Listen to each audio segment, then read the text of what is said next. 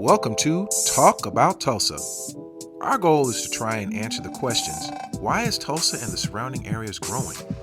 What is the appeal for people to relocate here, and why should businesses consider investing in this area? Consider this like a drawn-out investigative report, but a bit more fun. So, let's talk about Tulsa. Welcome to another session of Talk About Tulsa. I'm your show host, Patrick Thompson. And today I'm going to start off a series for February 2025, Black History Month. And I'm going to have some guests on, and we're going to talk through some of the significant elements of Northeast Oklahoma, aka Tulsa, and why it is so rich in Black history. It is incredible the things that I have learned and continue to learn about the Black history in Tulsa. One of the things that you also need to consider about Tulsa and its Black history, rich Black history, is Black businesses, Black-owned businesses. Hold on a second, I need to get a drink of water.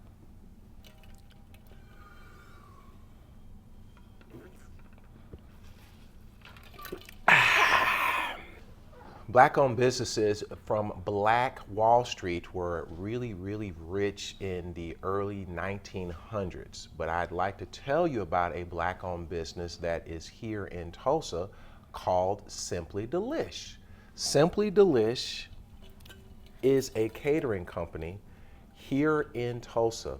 They have far reach throughout Northeast Oklahoma, and they do a great job with just about any type of catering need. It could be a personal catering services, it could be for businesses, it could be for anything that you are looking for, weddings, corporate events. They have a really great staff. They are the main chef. She is really good at what she does in cooking and organizing, does beautiful organization on setups. I mean, I've seen some incredible setups that are visually appeasing, and also everything dealing with food, chef's kiss. So if you're looking for somebody, and a Black-owned business and a female-owned business at that, if you're looking for a catering company for your next event, check out Simply Delish. So talking about Black-owned businesses and we're in Black Wall Street, this is going to kick off several special sessions on Black History Month, kicking off Black History Month, and I'm gonna have a couple of other guests. And today I have with me Starr Fisher. That is her full name, Starlet, but we affectionately call her Starr. Thank you, Starr, for being with us on the show today. It is a pleasure to be here. And so I'm just going to ask her a couple of questions, and we're going to chop it up about the businesses, the business aspect on Black Wall Street as we're entering and going through Black History Month. Thank you for being here. So tell me, how long have you been in this area? So Tulsa adopted me probably about 35 years ago. I and my mother, we relocated to Muskogee to help my uncle, who was her brother, with his church. Okay. He had a ministry. Okay. And my mom, they were raised in the church, and my mother had transformed and transitioned through Church of God in Christ and decided she was going to transition and go into the United Methodist Church. Mm-hmm. She became a youth pastor through the United Methodist organization, did that for well over 25 years. And it gave her the skill set, the knowledge, the wisdom to be able to help him build his church out and incorporate certain things that, you know, coming from the denominational / non-denominational charismatic church, they did not have that type of structure. So she helped incorporate some of those things. But being in Muskogee, I was close to Tulsa. So I think probably the first thing that I did that put me kind of in the limelight or on stage, if you will, in Tulsa was when the Tulsa State Fair had a talent show. Really? Yes. And it was sponsored by Channel 8. Okay. It was called the Tulsa State Fair Channel 8 Talent Show. What year was that? So it was roughly about 96 6-ish, something like that. And the beauty of it is being in Muskogee, I had already been connected to Muskogee High School. I was a student at Boulevard Christian. I was kind of drafted in as an honorary student at Muskogee High because I was a part of all of the Muskogee High Black History Club presentations, and I did things for Muskogee High at the Civic Center in partnership with the Shriners organization. And you know, my family is big on taking territory. So they were like, you've already kind of dominated this. I had my very first concert at the Muskogee Civic Center. So one of my mentors, Lansing Lee, who actually was the mastermind behind my first concert, that sold out at the Muskogee Civic Center when I was about 15, 16 years old. Very cool.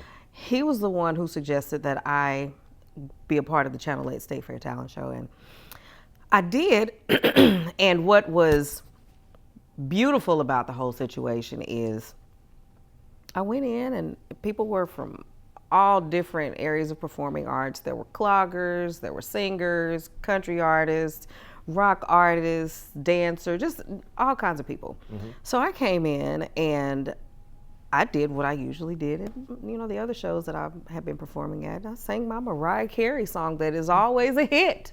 Hero, when a hero comes along with the strength to carry on, you know.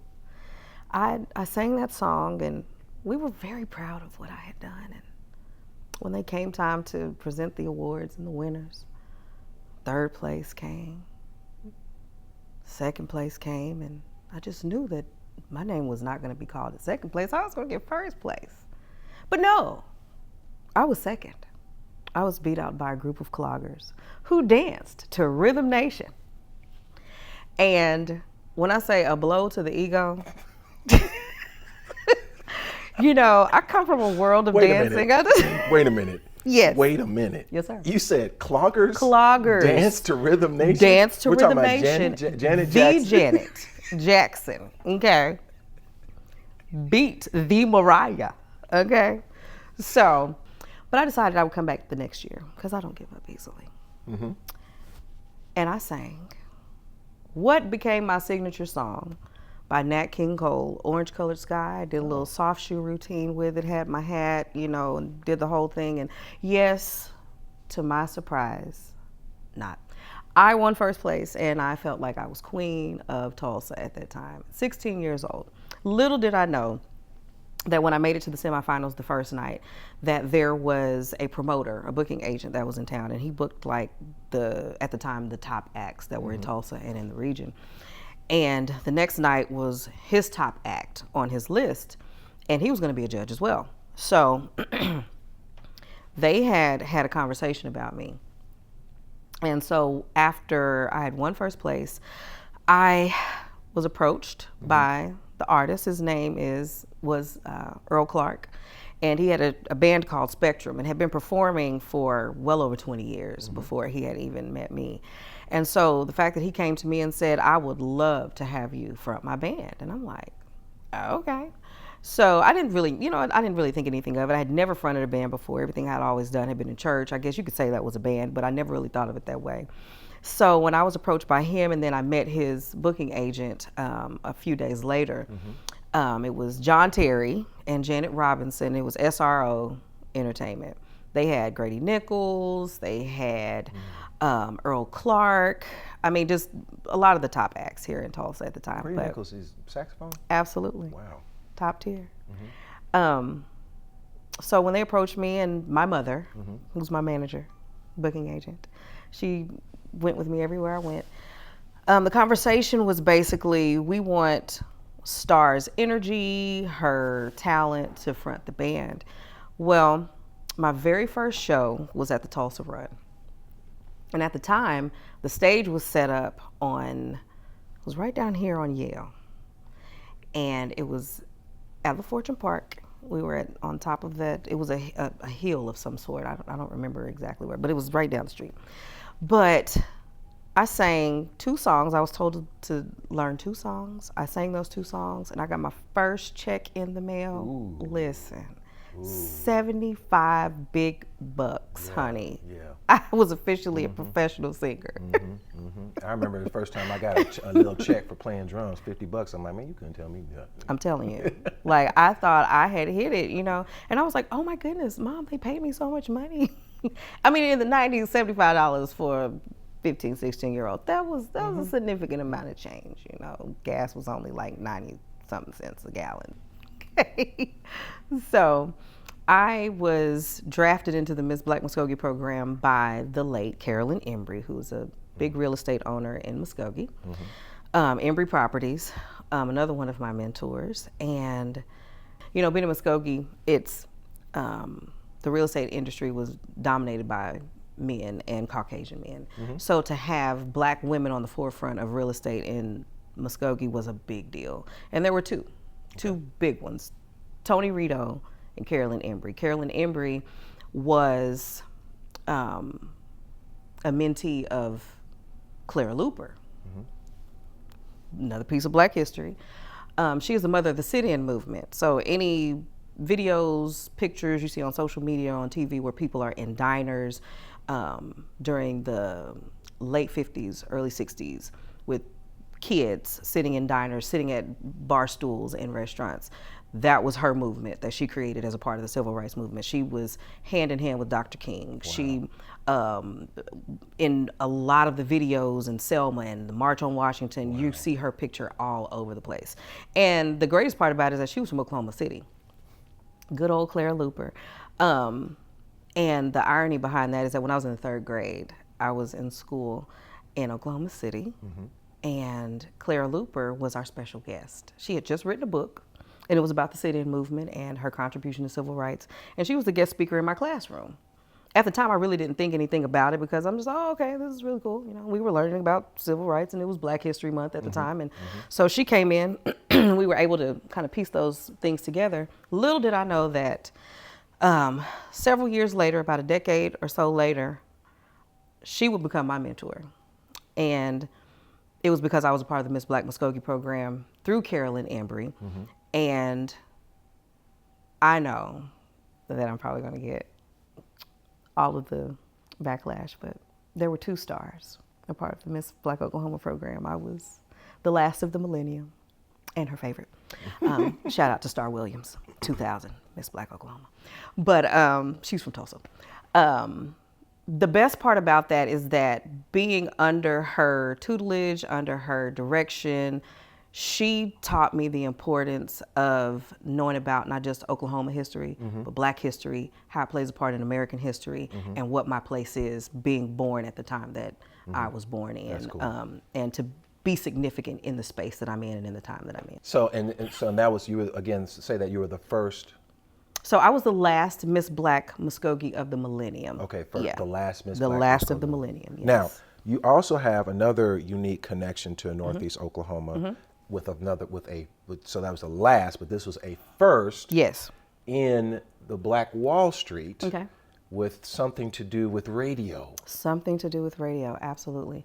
So I am co-owner of the first woman-owned radio station in the state of Oklahoma, and the first radio station in the historic Greenwood district on Black Wall Street, called the Greenwood Beat. It is digital radio currently. And the significance with that is radio is male dominated. And we do have a Black owned radio station. Another one of my mentors, Russell Perry, he owns the other, the Black radio station that's terrestrial here, that has licensing with FCC. And so the significance for that to me is we were able to come in and inspire other young women and other entrepreneurs to be able to break barriers and, you know, bust through that glass ceiling, you know, of what had not been done, not just in the industry, but in a historically significant area. It is Black owned, it is Black female owned, and being on Black Wall Street and understanding what that means and what that represents, it opens up the door for us to there's a phrase that is used kind of loosely called rebuilding Black Wall Street. Right. And it's an opportunity for us to rebuild Black Wall Street, but reimagine how it's built. Okay. Everything right now is pretty much digital. You see people with cell phones and tablets and iPads and laptops, and people can buy, sell, shop, date, order food, digitally. So if there is a digital footprint that is missing, we wanted to be able to be the ones to make that impact in the digital realm on Greenwood and reimagine how Black Wall Street was rebuilt. That's cool, because coming from Greenwood with Black Wall Street, that's a big deal. Now Absolutely. there's something special. You have another special show on the Greenwood Beat. What is that show? So I'm glad you brought that up. So there's not only is the Greenwood Beat the first radio on historical Greenwood District, in the historic Greenwood District, but we have the very first children's radio show, not only on Greenwood, but in the state of Oklahoma. And it is called Honors Society, affectionately named after my daughter Honor, because she is the host of Honor Society, where she eats, she reads, and she does book reviews and bedtime stories. The beauty of that is it's an opportunity for a kid who loves to read, who loves to spend quality time with her mother, to introduce other children to a world of foods and books and guests that they would not otherwise be able to have in front of them, by having these people come on and read bedtime stories, or she's tasting their foods. I mean, everyone from the owners of Wingstop to the first Black mayor of Tulsa to tons of celebrities who have already committed to being a part of her show. This is an opportunity for families to use that digital aspect and turn it into an opportunity to spend quality time with your kids, instead of, putting a screen in front of them and kind of dismissing, what that looks like. It's an opportunity to recreate what family time and quality time looks like. That's good. Now, you also have you've got so many tie-ins to Black Wall Street. There's another, you said the Greenwood Beat. There's another tie-in to Greenwood that you have. Absolutely. With the business aspect. What is that? Absolutely. So it's on two different levels. I also have another business on Greenwood called The Office on Greenwood. And I am also co-owner of that, along with the radio station, with my partner, Dr. Angela K. Chambers. The Office on Greenwood is an opportunity for people to obtain membership and ownership, if you will, in having a business on Greenwood. So I know that there are a lot of independently owned businesses, and every day, just working with SBA and U.S. Black Chambers of Commerce and U.S. Chambers of Commerce, we find that there's over 1,200 businesses started every single day. Wow. I know. So with that being said, a lot of them don't have the funding to have a brick and mortar or the type of business that requires a brick and mortar. Right. But you do need a business address, and you don't want everybody having your home address. Right. So through the Office on Greenwood, we've opened up the opportunity to rebuild Black Wall Street in a reimagined way by offering addresses. Very cool. On Greenwood. Because they do that in South Tulsa all day long. I'm telling you. That's wonderful. Well, and the beauty of it is that you can be in Atlanta, you can be in Haiti, you can be in Canada, and have a business on Greenwood and know that your dollars for that mailbox is not only going towards the rebuilding of Black Wall Street, but it offers you an opportunity to be connected to the oldest minority economic chamber in the country. It also affords you the opportunity to be a part of the economic growth and development of what's happening on Greenwood. And you can also share what your business is through the networks that we have. I mean, through our partnerships, we have eatblack.com, which is a Black version of like DoorDash and GoFresh. We also have the owner of Black Facebook, Black Google, Black Wall Street USA, World Conference of Mayors and Historic Black Towns and Settlements Alliance, the National Juneteenth Observance Foundation, which fought for over 20 years to make Juneteenth a federal holiday, federally recognized holiday. Thank you. And these are just a handful of some of our partnerships. We have syndicated shows with widely recognized radio hosts and DJs, whether it's a countdown, whether it's a talk show, and people are sending us emails and beating down our door daily on trying to figure out how they can become connected to the radio station. And I don't think it's necessarily because of the radio station per se, it's an opportunity to be connected to Black Wall Street. So having this mecca of African Americans who were able to migrate to this landmass called Oklahoma and have Native American territory that was offered to them as a means of survival. I mean, I don't believe that they realized at the time what this was going to be, but I believe that they understood who they were and that the resilience of the people who were building and developing these communities, they had all of the tools and they were equipped with everything that was necessary to create what was coined by Booker T. Washington as Negro Wall Street, which means that there's a wealth of finance, there's a wealth of business, there's a wealth of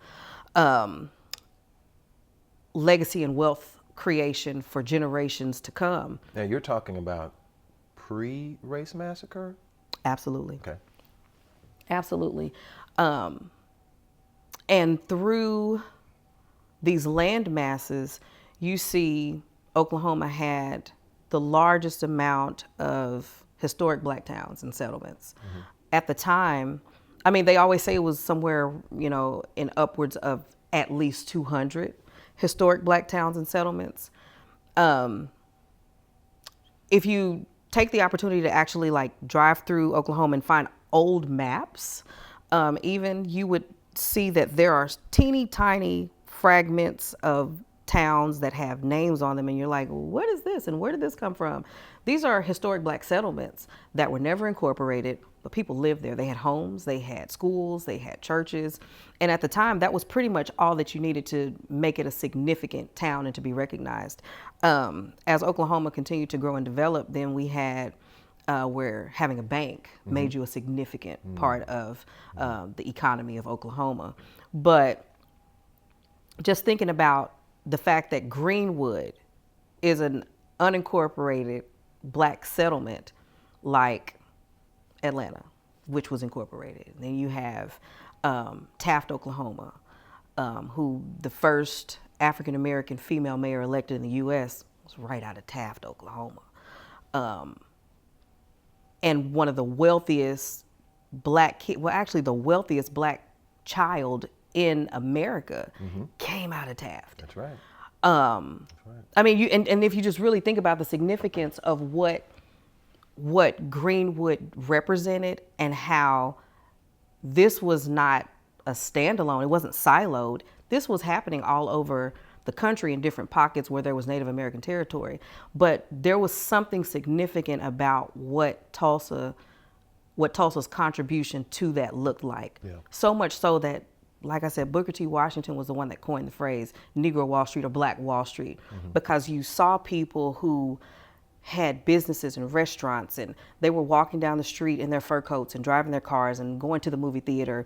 And even the maids, they would have a specific day where they would be off work from wherever they worked, and they'd be dressed up, dressed to the nines, walking down the street, having their night out. Wow. With each other, just socializing. And these people were the upper echelon in the country.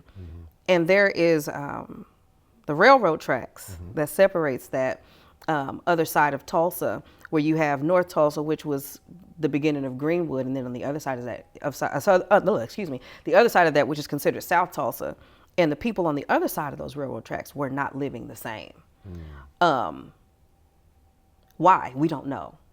But at the same time, you're looking at the times and you see the resilience, the mentality of not being held back, held down, restricted because of what people are saying about you and considering you less than and not even second class. You were not even really considered a person or a human being that was worthy of a conversation outside of being called a boy. Right.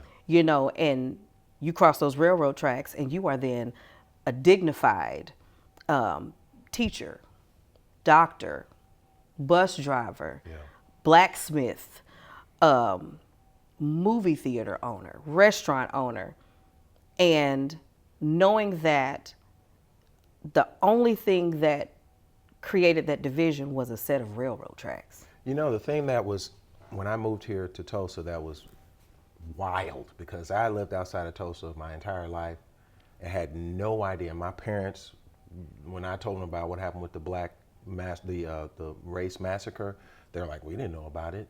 You know, they're obviously, I'm older, so they're much older.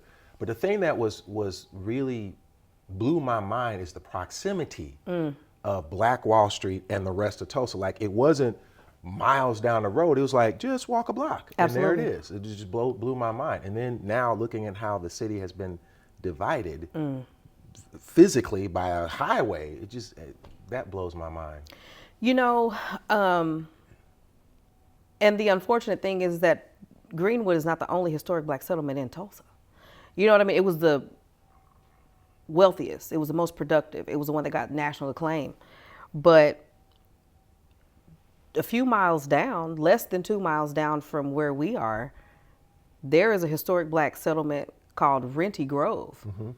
And it was a huge plot of land. There was a church, there was school, and I mean, these people had farmland, and there's some of the same people who started Rentyville, Oklahoma. Some of the same people who were a part of the race massacre and had to leave running for their lives. And these historic Black towns and settlements were created from that moment. Wow. And just thinking about how you have a group of people, like you said, it wasn't a mile down the road, 2 miles down the road. It was literally a block or less. And the fact that they did not allow what was happening on the other side of the tracks to affect how they saw each other. Mm-hmm. There was a level of support, community, camaraderie, and unity that is unmatched. Wow. And if you think about throughout the country, like Rosewood mm-hmm. and other communities like that, they were doing the exact same thing. But what happened? You have a group of people who are on the other side of the tracks, mm-hmm. and because of the resilience and the brilliance of these people that were developing and creating, and I call it empires, because, you know, we have this in our history books. We talk about people who were once in Africa and taken on slave ships mm-hmm. and brought into foreign land, and they were beat down and downtrodden and forced to be, you know, laborers of other humans mm-hmm. and not seen as humans. But what were they before they were taken onto these slave ships? Whoever they were before they got on those slave ships never diminished. They just were not seen as those same people. It didn't mean that those qualities of the king mm-hmm. didn't exist. It didn't mean that the qualities of the inventors of aspirin and paper, those qualities were still there. Mm-hmm. They were just taken out of the safety of their own spaces and put into a different space so that they could still build and be who they were. They were still kings and queens and inventors and doctors and lawyers. Mm-hmm. They just did not have the opportunity to do that for themselves. They were doing it for another country. Ooh, that's true. And they built this nation mm-hmm. based on what they had already done. They were already great. Mm-hmm. And so greatness was going to naturally happen. Mm-hmm. There were already people who were had built empires. So why would we think that anything different would happen when they were brought into a foreign land? So transitioning from the history, which is incredible, all the stuff I didn't know, to the chamber, which you are a member of, or you're more than a member, you are I am the Special Programming and Events Director for the Greenwood Chamber of Commerce / Advisory Board member. So with that being considered, knowing all this history of things that have happened in the past and all the greatness that resides there, what are some things that are on the horizon for the Greenwood Chamber, for just Greenwood in general? So the beauty of the Greenwood Chamber being the oldest minority economic chamber in the country and the second oldest chamber in the country, is that knowing the foundation of it came from the survivors of the race massacre. It was created in 1926. And the objective, the mission, was to make sure that what happened to the businesses and the homeowners and property owners, it would never happen again. Wow. It was a form of protection. Wow. You know, being a part of the World Conference of Mayors and Historic Black Towns and Settlements Alliance, the motive, the mission is to preserve, promote, and protect historic black towns and settlements all across the globe. The Greenwood Chamber and its partnerships with SBA, USDA, Meta, Lyft. There are so many doors and opportunities that continue to open, that while this is the 138th Women's Business Center and the only one in a historic district, the opportunity for women and minority businesses and being on Black Wall Street is not going to slow down. We see, like I said, 1,200 businesses annually throughout the country. Daily throughout the country. Coming up, they're springing up every day. So the opportunity to be connected to the Greenwood Chamber of Commerce is always going to be there. Being a part of the Greenwood Beat is an opportunity to be a part of being the voice of Greenwood. Being connected to the office on Greenwood opens up the opportunity to have an address where you are now contributing to the rebuilding of Black Wall Street. Your dollars are going towards the economic growth and development of what once was considered an economic mecca for minorities, and turning that into now an opportunity to do that virtually. You have the opportunity to connect physically and become a member of the chamber, become a member of, or be in the know of all of the things that are happening on Greenwood, whether it's understanding what's happening in Tulsa, whether that's connecting with Black cooks and caterers and businesses that are within the area when you come to town. One of the businesses on Greenwood is the #1 Black Wall Street merchandising company in the world, and it's a t-shirt shop right on historic Greenwood. Okay. And it's significant, yeah, because there are books, there's t-shirts, they produce for a lot of different people. And the beauty is that because there's so much tourism, so much traffic that happens on Greenwood, people automatically go to his shop. And that is another way for you to physically connect to the rebuilding of Black Wall Street, but also find an opportunity to put your feet on what we call holy ground, and be a part of what that moment in the early 20th century stood for and what it created, and be a significant part of where it's going now and be a part of what that movement looks like. Awesome. Starr, what is, now you've plugged a lot, but what are a couple of things that you would like to plug, if you will, talk about, or just have people come check out, be a part of? I mean, you've talked about a bunch of them, but tell the people what are something that's, hey, check this out. I think the main thing is to understand what Black Wall Street was and what it looks like today, and where it's going. I think I mentioned earlier that this is about a digital footprint. It's about making sure that where your feet stand and what your hands touch, it doesn't have to just be directly in front of you. It can go across the globe without you ever having to leave your front door. And this Black Wall Street Reimagined is restaurants, it's office space, it is partnerships with national and global companies and organizations. It's about programming, it's about wealth creation, legacy building. So Googling thegreenwoodbeat.com, the historic Greenwood Chamber of Commerce, and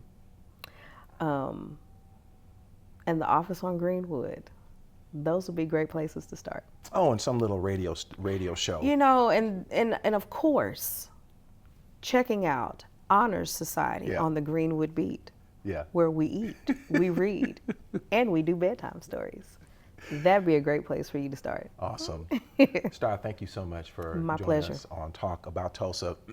Now, to recap this, man, the history of Black Wall Street, unfortunately, has this negative connotation. But as you've learned today, there is so much rich, beautiful history that comes from Northeast, Oklahoma in general, and specifically Black Wall Street. I like the way Starr tied that into the digital footprint that is capable to help connect and grow the not the thought process, but the spirit of Black Wall Street. So check it out. Doesn't matter what race you're from. Just check it out. When you come to Tulsa, check out Black Wall Street.